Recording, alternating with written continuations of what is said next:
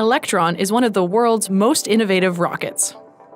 Since its first launch in 2017, it's pushed the boundaries with 3D printed engines, electric turbopumps, and new carbon composite technology to become one of the most reliable and frequently launched rockets every year. And what's faster than building more rockets? Reusing the ones you already have.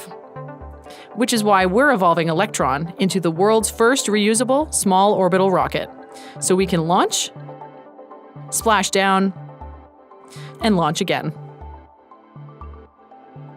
Here's how we'll do it. First, Electron lifts off from the pad, with 9 Rutherford engines on Electron's first stage propelling the rocket toward space.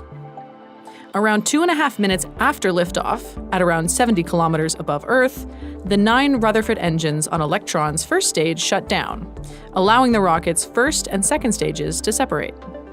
Tiny reaction control thrusters reorient the stage to the correct angle of attack to slice through Earth's dense atmosphere as it descends. The 12-meter-long stage falls to Earth at top speeds of more than 8,000 kilometers per hour and a temperature peak of close to 2,400 degrees Celsius. About 5 minutes after stage separation, as the stage returns to Earth, a drogue parachute is released at around 13 kilometers altitude to help slow the rocket down.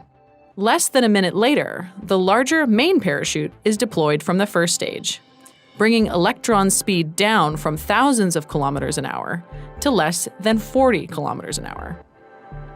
Meanwhile, our recovery vessel waits patiently outside the splashdown zone in the ocean, several hundred kilometers from the launch site, and awaits confirmation of splashdown by telemetry.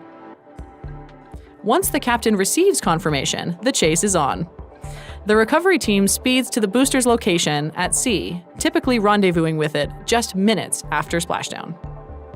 Using a specially designed marine retrieval apparatus, Electron's first stage is plucked from the ocean and secured on the vessel for the return trip home to our production complex to undergo testing and refurbishment for reflight.